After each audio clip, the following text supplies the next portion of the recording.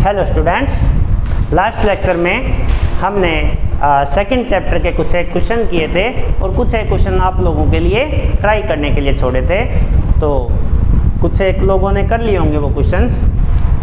आगे देखते हैं। जैसे उसमें एक क्वेश्चन था, थर्ड क्वेश्चन था कि प्रत्येक विषम धन पूर्णांक को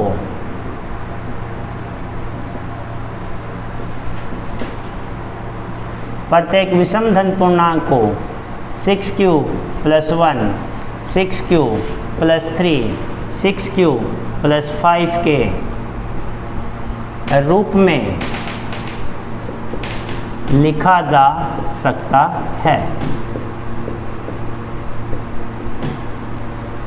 ठीक है, आपके पास दे रखा है कि प्रत्येक विषम धन पूर्णांक को 6q + 1, 6q + 3, 6q + 5 के रूप में लिखा जा सकता है। तो इसमें हम देखते हैं, हल करते हैं इसको। तो यूक्लिडियन प्रमेय से यूक्लिडियन एल्गोरिथम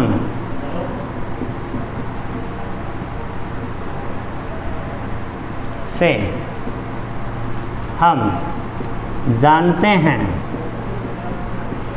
कि प्रत्येक पूर्णांक ए बी के संगत ऐसे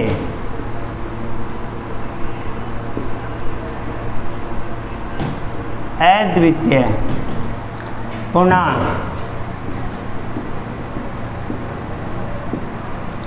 Q तथा R इस प्रकार विद्यमान होते हैं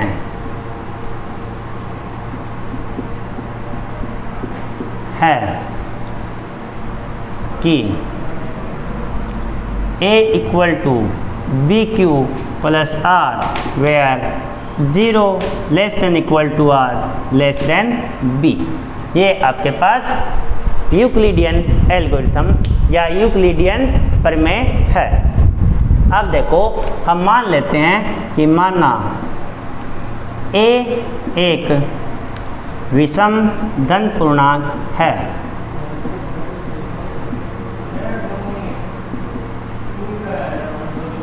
तथा B = 6। B को मान लिया कि ये 6 के इक्वल है। तो क्या होगा, A को मैं लिख सकता हूँ 6,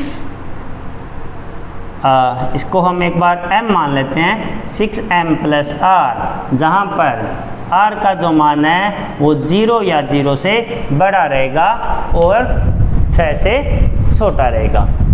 अब अगर पहले एक बार हम इसको सिर्फ धन पूर्णांक मान लेते हैं, फिर आगे हम कंडीशन ऐड कर देंगे कि ये विषम धन पूर्णांक है। अगर कोई भी आपके पास धन पूर्णांक है तो उसको मैं A = 6m + R के रूप में लिख सकता हूँ, जहाँ R का मान है वो 0 से लेके और 6 के बीच में रहेगा। R का मान 0 हो सकता है पर 6 नहीं हो सकता। अब यहाँ से अगर आप देखोगे कि यदि R बराबर हम 0 लेते हैं या 2 लेते हैं या 4 लेते हैं, अगर R का मान 0, 2 और 4 लेंगे तो ये जो नंबर है ये आपके पास बनेगा A = 6m, 6m + 2, 6m + 4। अगर ये नंबर आपके पास R का मान क्या हो सकता है, 0 हो सकता है, 1, 2, 3, 4 और 5 में से कुछ भी हो सकता है। अगर मैं R का मान 0, 2 और 4 रखता हूँ तो ये जो आपके पास पूर्णांक संख्या है वो 6m + 2 और 6m + 4 हो जाएगी। अगर यहाँ पे आप देखोगे तो मैं एक को लिख सकता हूँ 2 × 3m, 2 × 3m + 1, 2 × 3m + 2। तो तीनों ही केस में अगर आप देखोगे तो सारी की सारी संख्याएं 2 के साथ गुणा होके आ रही है। अगर कोई संख्या 2 के साथ गुणा होके आएगी तो वो संख्याएं सम संख्याएं होती है। इसका मतलब a एक सम संख्या होगी।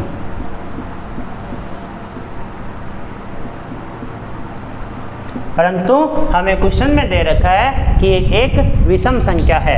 इसका मतलब हमें r का मान 0, 2 और 4 है वो नहीं लेना है। अतः r का मान 0, 2, 4 नहीं हो सकता है, क्योंकि a एक विषम धन पूर्णांक है। अब अगर ये 0, 2 और 4 नहीं हो सकता तो r का मान क्या होगा? अतः r का मान 1, 3, 5 हो सकता है। अतः a बराबर 6q + 1। अगर आपके पास इसको आप q ले सकते हो तो ये पूरा आपके पास q में चल पड़ेगा। m की जगह क्यों आपको क्वेश्चन में q दे रखा है तो आप इसको q कर सकते हो। ठीक है, तो a का मान क्या होगा? 6q + 1 आपको क्वेश्चन में दे रखा है, और अगर 3 रखोगे तो 6q + 3 और 6q + 5, तो a का मान है वो या तो 6q + 1 होगा, या 6q + 3 होगा, या 6q + 5 होगा। ठीक है, यही आपको सिद्ध करना था। एक बार फिर से क्वेश्चन देखो, हमें दे रखा है कि अगर कोई भी धन पूर्णांक है, अगर कोई विषम धन पूर्णांक है तो इसको हम 6q + 1, 6q + 3 और 6q + 5 के रूप में लिख सकते हैं। अगर आप यहाँ पे देखोगे तो ये हमने यूक्लिडियन प्रमेय का एक कथन लिखा है। अब मान लिया कि कोई भी एक धन पूर्णांक है और b को मान लिया कि उसका मान है वो 6 होगा, तो हम a को 6q + r लिख सकते हैं, जहाँ पे r का मान 0 हो सकता है, 0, 1, 2, 3, 4, 5 कुछ भी हो सकता है। अब अगर आप r का मान 0, 2 और 4 लेते हो तो a का मान है वो 6q + 2 और 6q + 4 हो जाएगा। इन तीनों में से आप 2 को कॉमन ले सकते हो, और अगर कोई संख्या 2 के साथ गुणा होकर आ रही है तो वो एक सम संख्या होती है, जबकि हमें क्वेश्चन में दे रखा है कि ये एक विषम संख्या है। अतः r का मान 0, 2 और 4 नहीं हो सकता। अगर ये 3 नंबर नहीं हो सकते तो r का मान क्या होगा? 1 हो सकता है, 3 हो सकता है और 5 हो सकता है। अब अगर r का मान आप यहाँ पर अगर रखोगे 1, 3 और 5 तो a का मान आएगा 6q + 1, 6q + 3 और 6q + 5। यही आपको सिद्ध करना था। ठीक है, आसान सा क्वेश्चन है बिल्कुल।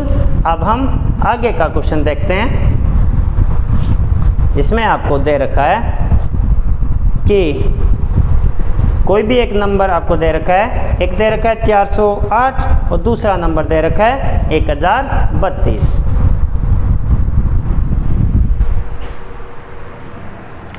पांचवा क्वेश्चन आपके पास,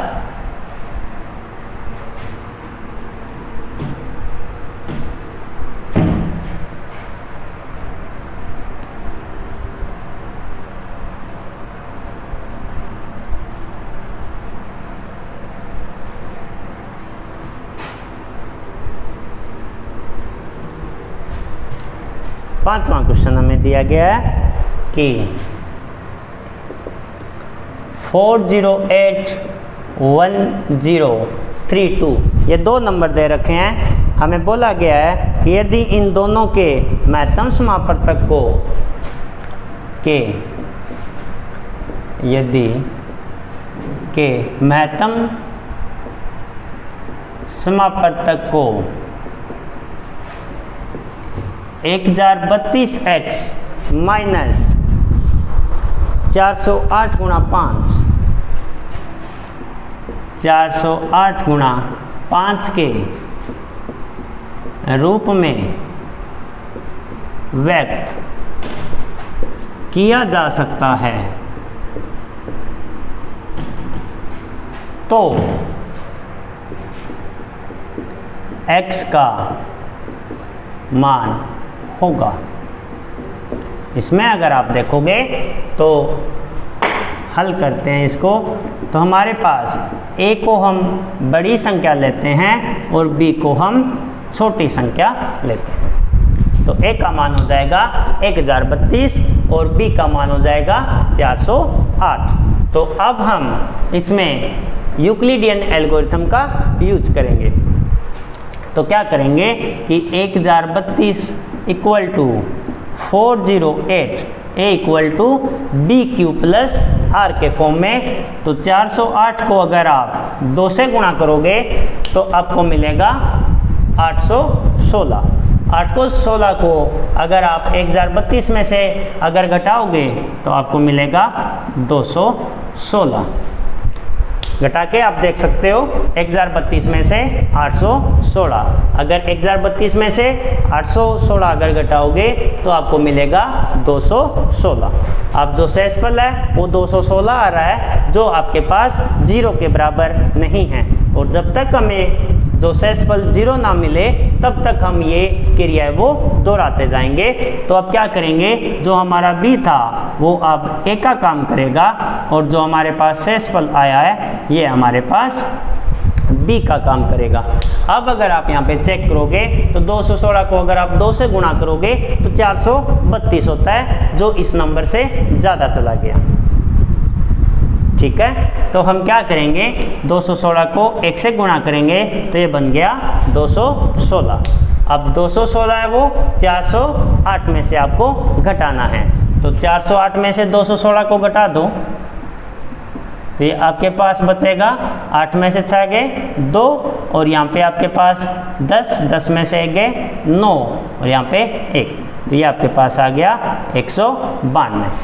अभी भी ये 0 के बराबर नहीं है तो हम फिर से इसको 216 हमारे पास अब a बन जाएगा और 192 वो b का काम करेगा। तो इसको लिख सकते हैं 192 गुणा 1। 216 में से अगर आप 192 घटाओगे तो आपको मिलेगा 24। ठीक है, अब अगर ये आपको 24 मिल गया, अभी भी 0 के बराबर नहीं है, तो आप 192 को इस साइड लिखोगे और अब आएगा 24 गुना। अब 192 पे आपको 24 का भाग देना है।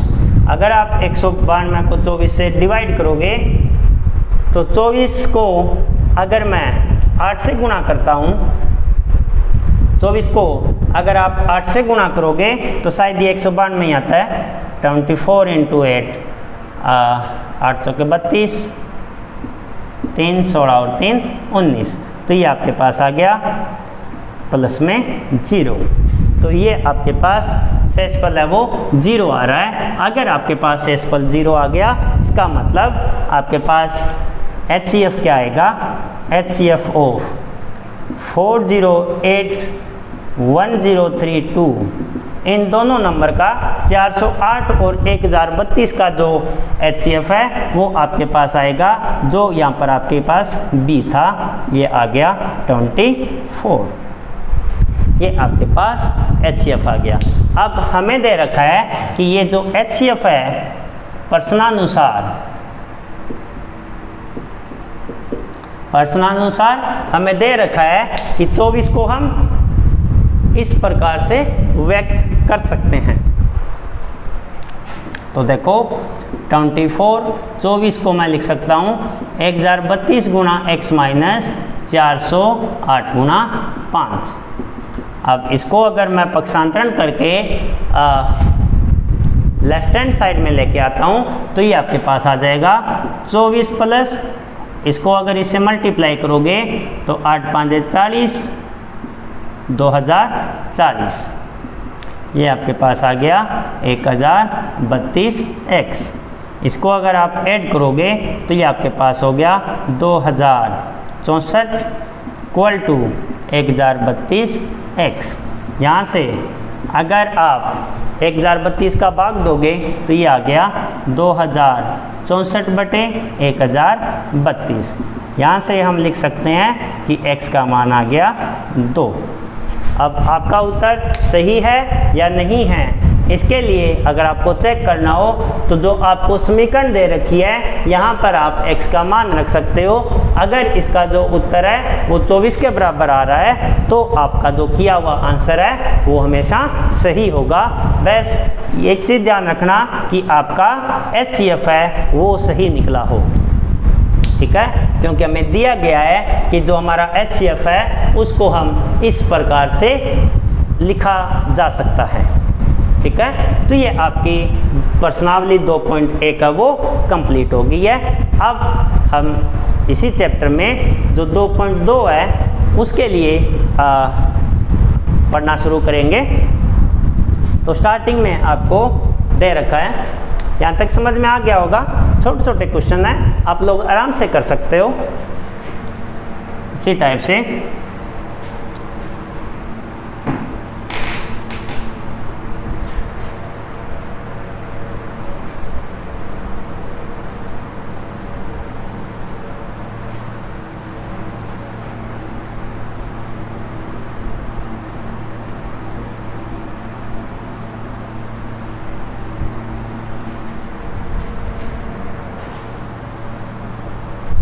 हाँ, इसके बाद आपको दे रखा है कि अंकगणित की मूलभूत प्रमेय।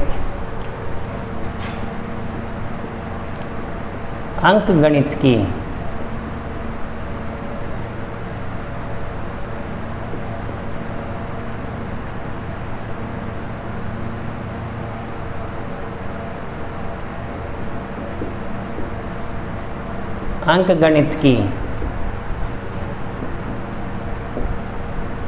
मूलभूत प्रमेय। अंकगणित की मूलभूत प्रमेय या fundamental theorem of arithmetic.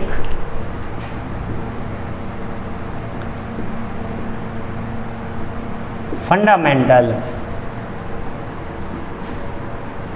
Theorem of arithmetic. Fundamental theorem of arithmetic का मतलब क्या है कि आपके पास अगर कोई भी एक धनात्मक पूर्णांक है तो उसे हम अभाज्य संख्याओं के गुणनफल के रूप में व्यक्त कर सकते हैं, और उनको जो व्यक्त करने का तरीका होता है वो हमेशा अद्वितीय होता है अगर हम उन संख्याओं के क्रम को या क्रम पर ध्यान ना दें। फंडामेंटल थ्योरम ऑफ अरिथमेटिक क्या बोलती है कि every positive integer can be written as a product of prime numbers uniquely up to its arrangement. Every positive integer can be written as a product of prime numbers uniquely up to its arrangement. प्रत्येक धनात्मक पूर्णांक को अभाज्य संख्याओं के गुणनफल के रूप में अद्वितीय प्रकार से लिखा जा सकता है बशर्ते उनके क्रम पर ध्यान ना दिया जाए, ठीक है। तो हम इसका कथन लिखते हैं कि प्रत्येक धनात्मक पूर्णांक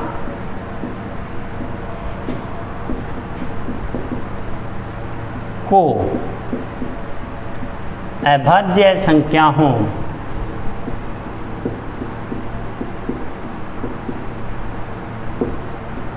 के गुणनफल के रूप में अद्वितीय प्रकार से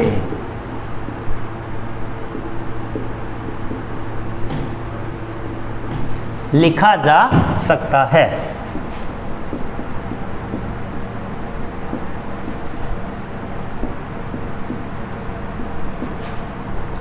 बशर्ते उनके क्रम पर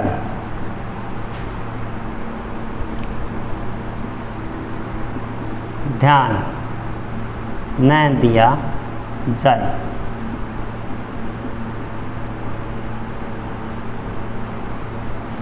ठीक है। इंग्लिश में अगर आपको लिखना है तो every positive integer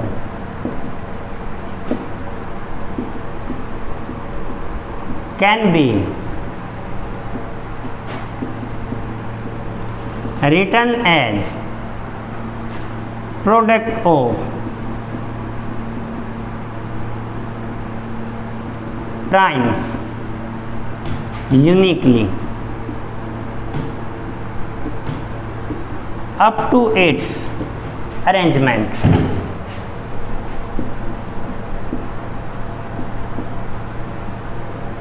up to its arrangement. इसका मतलब क्या है? जैसे हम एक उदाहरण देखते हैं, एग्जाम्पल। जैसे मान लिया कि आपके पास कोई नंबर है, जैसे कोई भी नंबर मान लेते हैं। जैसे मान लिया आपने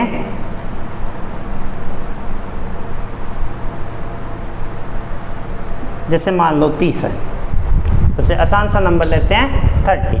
तो 30 को मैं लिख सकता हूँ 2 गुना 3 गुना 5, ये लिख सकते हैं।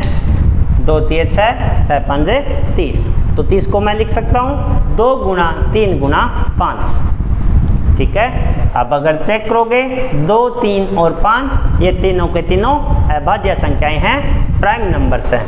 तो 30 को मैं ये भी लिख सकता हूँ 3 गुना 2 गुना 5, ये भी लिख सकते हैं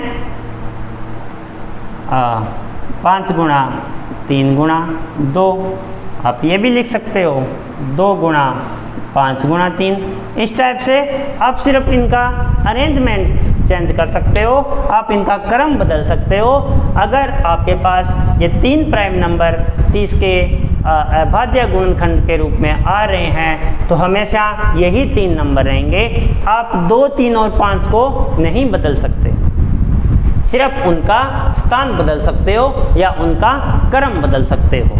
तो अगर आप इसके क्रम पर ध्यान ना दो तो इनको लिखने का जो तरीका होता है वो आपके पास अद्वितीय होता है। सिर्फ यही तरीका है कि आप इन्हीं 3 नंबर के, इन्हीं 3 अभाज्य संख्याओं के गुणा के रूप में 30 को लिख सकते हो। इसके अलावा कोई भी ऐसी अभाज्य संख्या नहीं है जिनके गुणनफल के रूप में आप 30 को लिख सको। इसी टाइप से जैसे मान लो आपके पास एक नंबर है 100, तो इसको आप लिख सकते हो 2 गुना 2 गुना 5 गुना 5, 2 स्क्वायर इंटू 5 स्क्वायर। तो सिर्फ यही 2 प्राइम नंबर्स हैं जिनके प्रोडक्ट में आप 100 को लिख पाओगे। इन 2 प्राइम नंबर के अलावा कोई भी प्राइम नंबर है उसके प्रोडक्ट में आप 100 को कभी नहीं लिख पाओगे। जैसे आपके बुक में भी एक एग्जाम्पल दे रखा है 8190, एग्जाम्पल दिया हुआ है 8190। इस नंबर को आपको अभाज्य संख्या के गुणनफल के रूप में लिखना है। तो आप क्या करोगे, सबसे पहले इस नंबर पर, जो ये एक सम संख्या है, अगर ये सम संख्या है तो इस पर 2 का भाग पूरा पूरा जाएगा, तो इस पर आप 2 का भाग दे दो तो आपको एक नया नंबर मिलेगा। इस संख्या पे अगर 2 का भाग दोगे तो 4 दूनी 8, यहाँ पे 0, यहाँ पे 1 9, तो ये 9 आ गया, 105 आ गया, 4095। अब इसमें अगर देखोगे तो ये आपके पास क्या आ गया, एक विषम संख्या आ गई। अगर ये विषम संख्या है तो 2 का भाग नहीं जाएगा। इसमें आप देख सकते हो संख्या के अंत में 5 आ रहा है, इसका मतलब इस संख्या पर 5 का भाग पूरा पूरा जाएगा। तो इस पर अगर आप 5 का भाग देते हो तो ये आपके पास आ जाएगा 8 5 40, 5 एकम 5, 819। ठीक है। अब अगर 819 को आप देखोगे तो इसके अंकों का योग है वो आ रहा है 18। अगर अंकों का योग 3 से विभाजित हो तो उस नंबर पे भी 3 का पूरा पूरा भाग जाता है। तो इस पे अगर 3 का भाग दोगे तो ये आएगा 3 दूनी 6, 2 1 7 21 और 3 3 9। अब इसमें अगर आप देखोगे तो इसके अंकों का योग आ रहा है 2 + 7 9 + 3 12। अभी भी 3 का पूरा भाग जा रहा है, तो इस पर फिर से अगर 3 का भाग दोगे तो ये आपके पास आएगा 9 × 27, 3 एकम 3, यह आ गया 91। इसमें अगर अंकों को जोड़ोगे तो ये आपके पास आ रहा है 10, जिस पे 3 का भाग नहीं जा रहा, अतः इस जो संख्या है 91, इस पे भी 3 का भाग नहीं जाएगा। इसी टाइप से अगर 91 पे अगर मैं 7 का भाग दूं तो ये आ गया 13, और 13 है वो खुद भी एक अभाज्य संख्या है। तो जो ये आपके पास नंबर था 8190, इसको मैं लिख सकता हूँ 2 × 5 × 3 × 3 × 7 × 13, ठीक है।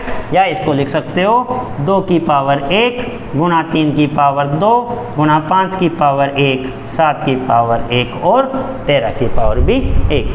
अब आप इसमें सिर्फ इनका क्रम बदल सकते हो, नंबर आपके पास यही रहेंगे। अगर इसमें 2 एक बार आ रहा है तो आप इसका किसी भी टाइप का अरेंजमेंट करके देख लो, उसमें 2 है वो एक ही बार आएगा। सिर्फ आप इसमें क्रम बदल सकते हो। आप इसको ये लिख सकते हो कि इसको 3² पहले लिख दो, 2 बाद में लिख दो, 7 पहले लिख दो, 5 बाद में लिख दो, 13 लिख दो। सिर्फ आप इनका क्रम बदल सकते हो, इसके अलावा कुछ भी नहीं कर सकते, ठीक है। तो यही आपके पास फंडामेंटल थ्योरम ऑफ अर्थमेटिक या अंकगणित की मूलभूत प्रमेय होती है, ठीक है। यहाँ तक किसी भी प्रकार की अगर कोई समस्या हो तो यहाँ पे पूछ सकते हो, ठीक है। तो ये आपके पास इस टाइप से आपको किसी भी संख्या का अभाज्य गुणनखंड में लिखना है।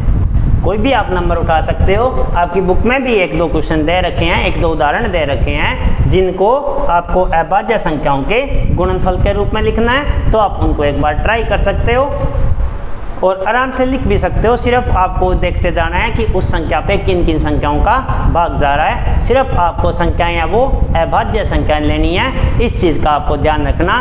जैसे मान लो कि इस संख्या पर 9 का भी पूरा भाग जा रहा था, पर हमने 9 का भाग नहीं दिया। क्यों? क्योंकि 9 है वो अभाज्य संख्या नहीं है, तो हमें सिर्फ अभाज्य संख्याओं का ही भाग देना है, तभी हम उसको अभाज्य संख्याओं के गुणनफल के रूप में व्यक्त कर पाएंगे, ठीक है। तो आप आगे के जो उदाहरण हैं उनको एक बार ट्राई करना, फिर अपने अगली क्लास में एलसीएम और एचसीएफ और उनके प्रोडक्ट और नंबर्स के बीच में रिलेशन